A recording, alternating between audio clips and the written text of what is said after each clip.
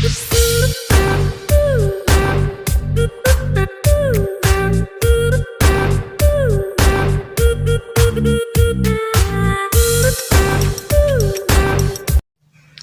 semuanya, kami dari kelompok 1 akan mempresentasikan analisis statistik kondisi keuangan PT Kimia Farma Tbk. Perkenalkan, nama saya Nurul Istiqomah dengan NPM 2142056. Halo, perkenalkan nama saya Fadli Rahman dari kelas 2 AKMB dengan NPM 2142001. Halo, perkenalkan nama saya Kristina dari kelas 2 AKMB dengan NPM 2142086. Halo, perkenalkan nama saya Selsi dari kelas 2 AKMB dengan NPM 214203. Halo, perkenalkan nama saya Surni dari kelas 2 AKMB dengan NPM 2142047.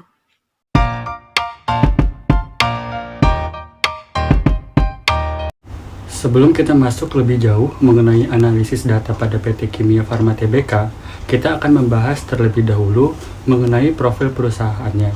Yang pertama, kita masuk pada biodata perusahaan. Perusahaan Tbk yang akan kami analisis yaitu bernama PT Kimia Farma Tbk dengan kode pada daftar saham yaitu KF. Alamat kantor pusat PT Kimia Farma Tbk berada di Jalan Veteran nomor 9 Jakarta 10110. Alamat emailnya yaitu webmaster@kimiafarma.co.id dengan nomor telepon 6221 384 7709. Selanjutnya, untuk websitenya sendiri adalah www.kimiafarma.co.id dan PT ini pastinya sudah memiliki nomor NPWP. PT ini melakukan IPO atau Initial Public Offering atau Go Public pada 4 Juli 2001. Bidang usaha utama PT ini adalah pada bidang farmasi dengan sektornya yaitu sektor kesehatan.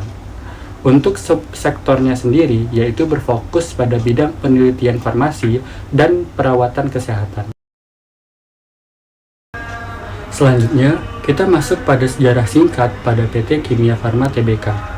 Pada tahun 1817, Kimia Farma didirikan oleh Hindia Belanda sebagai perusahaan industri farmasi pertama di Indonesia dengan nama NV Chemicalian Handel Redcam & Co.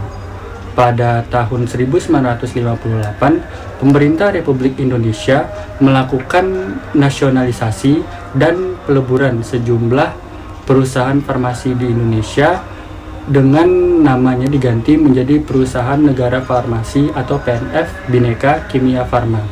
Pada 1971, tepatnya pada 16 Agustus, bentuk badan hukum PNF diubah menjadi Perseroan Terbatas, sehingga nama perusahaan berubah menjadi PT Kimia Farma Perseroan.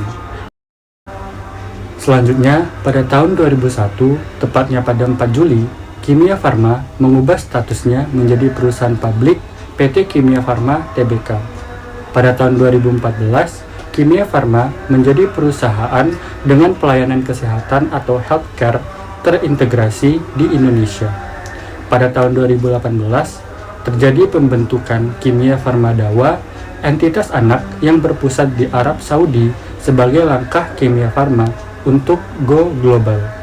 Pada tahun 2019, Kimia Farma mengakuisisi PT Papros Tbk yang bergerak di bidang obat-obatan dan kesehatan. Terakhir, pada tahun 2020, terbentuknya holding BUMN Farmasi dan Kimia Farma menjadi salah satu anggotanya. Selanjutnya, kita masuk kepada visi, misi, dan budaya perusahaan. Untuk mewujudkan segala impian PT Kimia Farma, maka ia mempunyai visi dan misi sebagai berikut.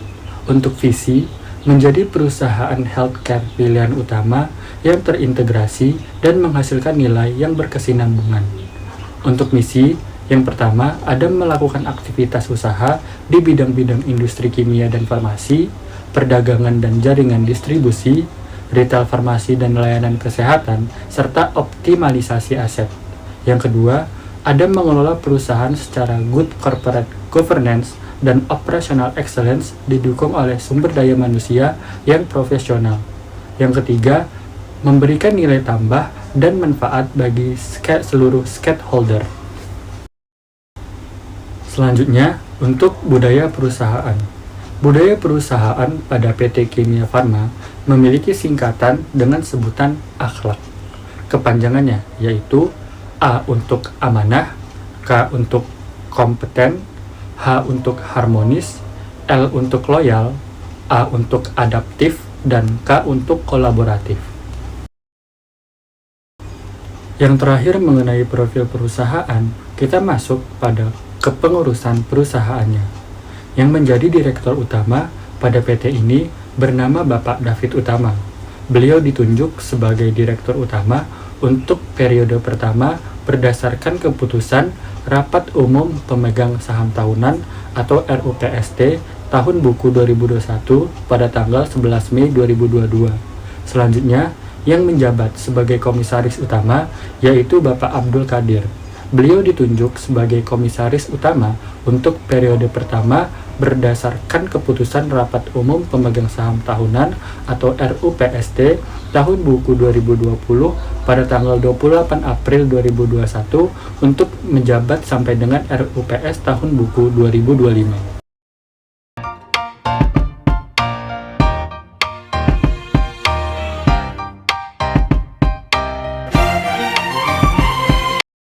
Di sini saya akan menjelaskan analisis statistik deskriptif. Sebelumnya, apa sih analisis statistik deskriptif itu? Analisis deskriptif merupakan analisis statistik yang memberikan gambaran secara umum mengenai karakteristik dari masing-masing variabel penelitian yang dilihat dari nilai rata-rata atau mean, maksimum, minimum, median, range, variance, dan standard deviation. Nah, berikut adalah laporan keuangan PT Kimia Farma dari tahun 2019 sampai dengan tahun 2021 dengan adanya total aset, liabilitas, pendapatan, dan laba bersih.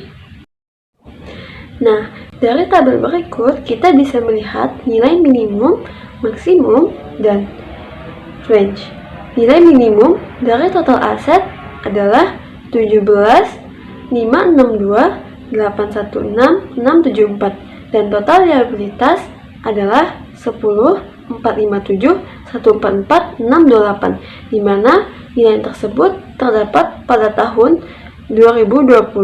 Sedangkan nilai minimum total pendapatan adalah 9.400.53.5476 dan laba bersihnya ada 15.890.439 terdapat pada tahun 2019. Nilai maksimum total aset ada 18.352.877.132 dan total liabilitas 10.939.950.304 terdapat pada tahun 2019. Sedangkan nilai maksimum dari total pendapatan adalah 12.857.626.593 dan total laba bersih ada 289.888.789 terdapat pada tahun 2021. Nilai range adalah nilai maksimum dikurangi dengan nilai minimum. Nilai range dari total aset adalah 790.060.458. Total liabilitasnya adalah 482.805.676. Total pendapatannya ada 3.457.091.117 dan total laba bersihnya ada 273.998.350. Slide selanjutnya adalah nilai median atau nilai tengah dari tahun 2019 sampai dengan tahun 2021. Nilai median dari total aset adalah 17.760.195.040 dan total liabilitas adalah 10.528.322.405, di mana nilai median keduanya terdapat pada tahun 2021. Sedangkan nilai median total pendapatan adalah 10.006.173.023 dan total laba bersih adalah 20.425.757 terdapat pada tahun 2020. Nilai min atau rata-rata dihitung dari total tahun 2019 sampai dengan tahun 2001 dibagi dengan 3 dengan hasil min aset 17, 891, 962, 949. Min liabilitas ada 10, 641, 805, 779. Min pendapatan adalah 10, 754, 778, 364. Dan min dari laba bersih adalah 108733499. Selanjutnya ada variance dengan perhitungan total dari nilai data dikurangi dengan rata-rata pangkat 2 dibagi dengan jumlah data yang ada, yaitu 3 adalah nilai variance aset 112-713-978-759-722-000. Liabilitasnya ada 45, 289, 458, 216, 848, 000. Pendapatan ada 52, 667, 812, 325, 5, 23, 300. 8 bersihnya ada 16, 411, 776, 784, 630, 660. Dan standard definition ada nilai akar kuadrat dari variance dengan nilai aset 335, 729, 026. Liabilitasnya ada 212, 813, 2000. Pendapatannya ada 229, 494, 689. Dan laba bersihnya ada 128, 108, 457.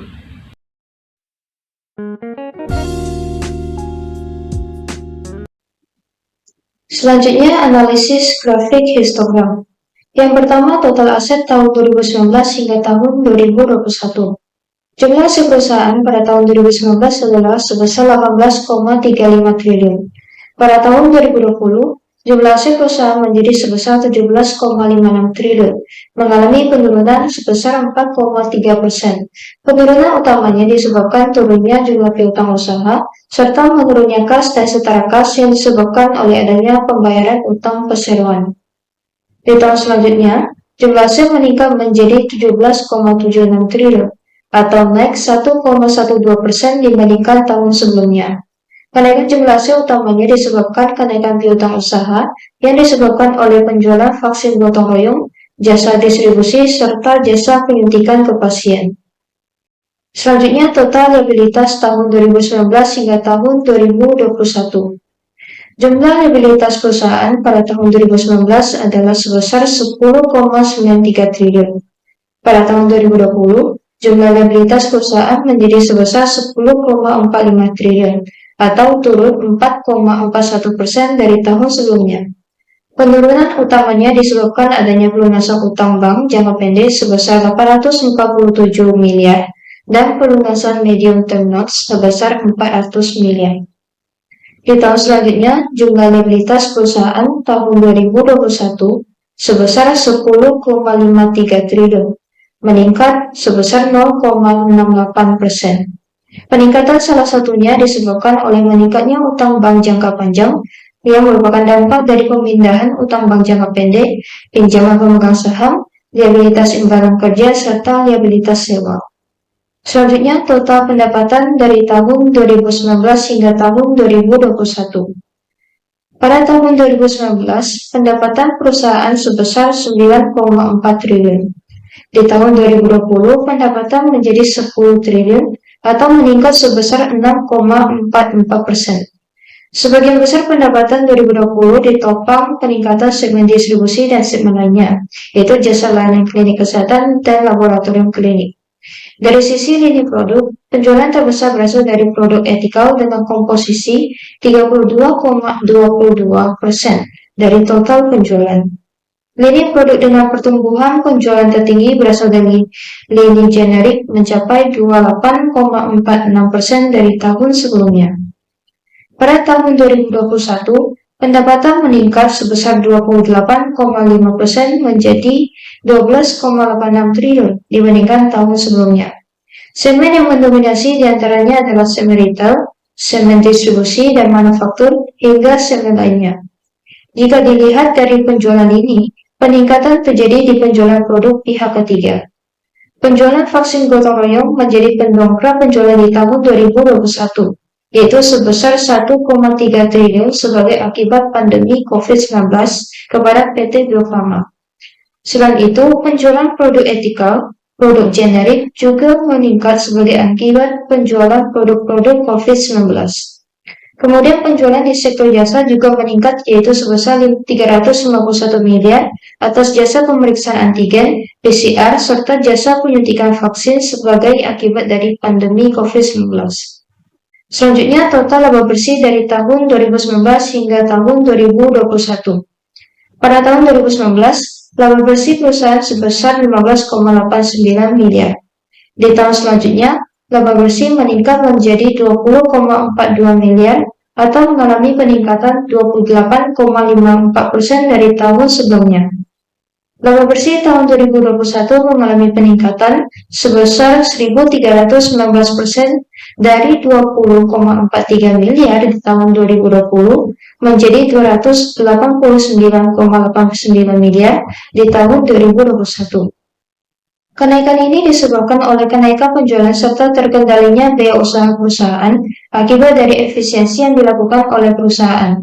Selisih kurs mata uang asing neto di tahun 2021 berkontribusi positif sebesar 6,6 miliar dari sebelumnya negatif 8,28 miliar di tahun 2020.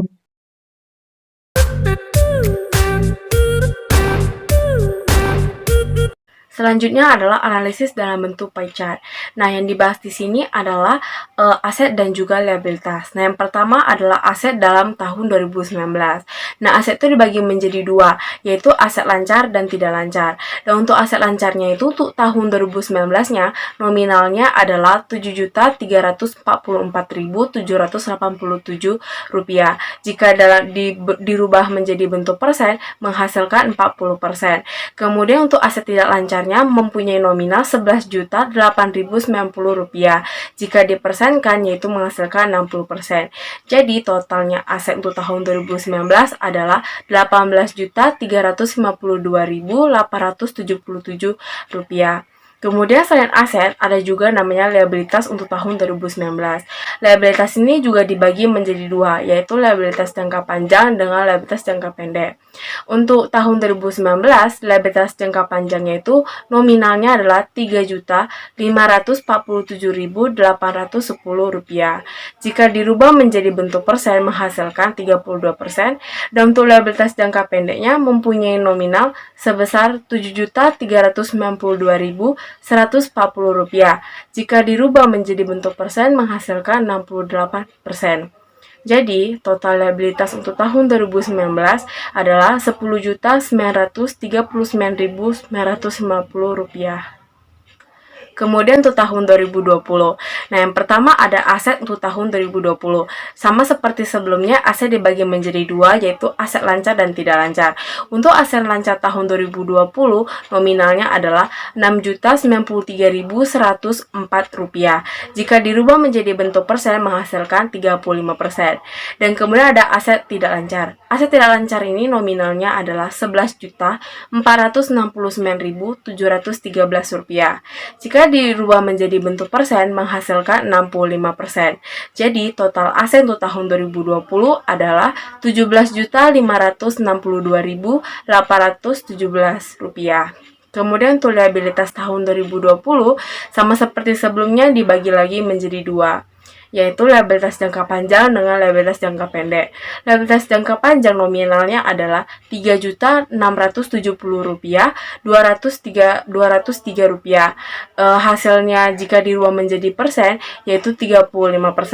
Kemudian ada liabilitas jangka pendek. Untuk jangka pendek nominalnya adalah Rp6.786.942. Jika diganti menjadi persen atau dirubah menjadi persen, menghasilkan 65%. Jadi, total liabilitas untuk tahun 2020 adalah Rp10.457.145. Kemudian ada tahun 2021. Yang pertama ada aset 2021. Sama seperti sebelumnya, aset dibagi menjadi dua, yaitu aset lancar dan tidak lancar.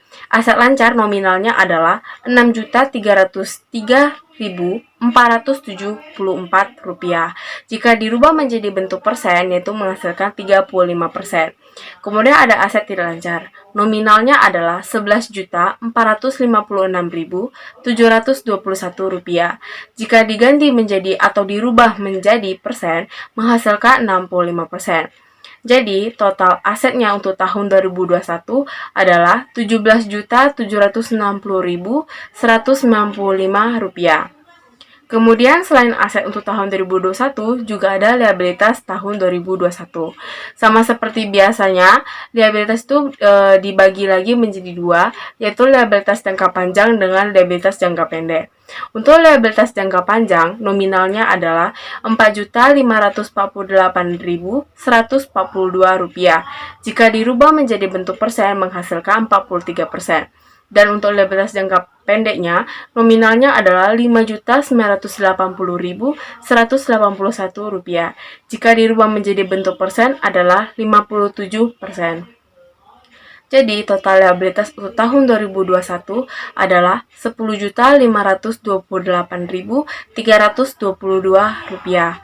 Dari hasil analisis ini, untuk tahun 2019 dibandingkan dengan tahun 2020, untuk sisi aset dan liabilitas itu mengalami penurunan. Dan untuk tahun 2020 ke 2021, dari sisi aset dan juga liabilitas itu mengalami kenaikan.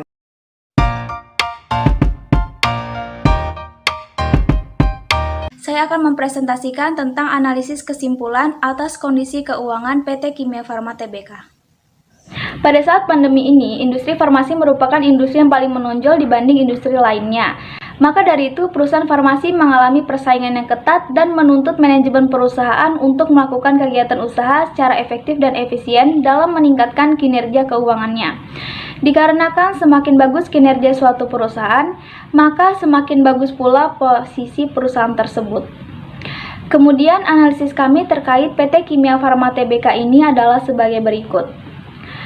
Pada masa pandemi dari tahun 2019 hingga tahun 2021, pendapatan dan laba bersih PT Kimia Farma Tbk ini terus mengalami peningkatan. Pada tahun 2020, perusahaan menghasilkan pendapatan sebesar 10 triliun atau mengalami peningkatan 6% dari tahun sebelumnya. Sebagian besar pendapatan 2020 ditopang oleh peningkatan segmen distribusi dan segmen lainnya, yaitu jasa layanan klinik kesehatan dan laboratorium klinik. Pada tahun 2021, pendapatan PT Kimia Farma Tbk mengalami peningkatan menjadi 12 triliun. Segmen yang mendominasi diantaranya adalah segmen retail, segmen distribusi dan manufaktur, hingga segmen lainnya. Laba bersih pada tahun 2020 meningkat drastis dibanding tahun sebelumnya yang tercatat 17,6 miliar menjadi 302 miliar. Pertumbuhan laba bersih yang drastis ini ditopang oleh meningkatnya pendapatan pada tahun 2021 dibanding dengan tahun sebelumnya. Di samping itu juga dipengaruhi oleh selisih kurs mata uang asing neto yang mengalami penurunan pada tahun 2020, tercatat minus 8,28 miliar, sedangkan pada tahun 2021 mengalami peningkatan yang tercatat 6,63 miliar. Kemudian berkaitan dengan aset dan liabilitas, aset pada tahun 2019 ke tahun 2020 mengalami penurunan yang disebabkan oleh angka penjualan yang semakin meningkat, namun angka piutang yang dapat diterima atau dicairkan semakin menurun. Untuk liabilitas tahun 2019 ke tahun 2020 mengalami penurunan yang disebabkan oleh angka utang yang semakin menurun pula. Selanjutnya, aset pada tahun 2020 ke tahun 2021 mengalami kenaikan yang disebabkan oleh angka penjualan yang semakin meningkat diiringi dengan angka piutang yang dapat diterima atau dicairkan semakin menurun. Untuk liabilitas tahun 2020 ke tahun 2021 mengalami kenaikan yang disebabkan oleh angka utang yang semakin meningkat. Selanjutnya, kami akan membandingkan analisis sebelum dan sesudah COVID-19. Berdasarkan statistik, terlihat bahwa sebelum COVID-19, laba perusahaan mengalami kondisi yang naik turun atau tidak stabil. Ini dimulai dari tahun 2017 hingga tahun 2019. Sedangkan setelah COVID-19 melanda, dimulai pada awal tahun 2020, kondisi laba perusahaan terus meningkat hingga tahun 2021 dan tidak ada perubahan naik turun. Bahkan jika dilihat data laba perusahaan dari tahun 2017 hingga tahun 2021, laba perusahaan pada tahun 2021 memiliki tingkat laba tertinggi. Kemudian berdasarkan data dari laporan keuangan tahun 2019, pada saat sebelum COVID-19, liabilitas mengalami peningkatan dibanding tahun sebelumnya, yaitu sebesar 55,76% disebabkan oleh faktor utang bank jangka pendek. Begitu pula pada tahun 2021 setelah COVID-19, berdasarkan laporan keuangan tahun 2021, terlihat liabilitas meningkat 27,33% dibanding dengan tahun sebelumnya, dikarenakan dengan faktor penjualan vaksin gotong royong dan jasa distribusi serta jasa penyuntikan kepada pasien. Sehingga secara keseluruhan, kinerja keuangan PT Kimia Farma Tbk sebelum COVID-19 tidak memiliki dampak yang signifikan terhadap jalannya perusahaan, dikarenakan permintaan masyarakat terhadap dunia farmasi terbilang stabil dan tidak memiliki pengaruh besar terhadap jalannya perusahaan.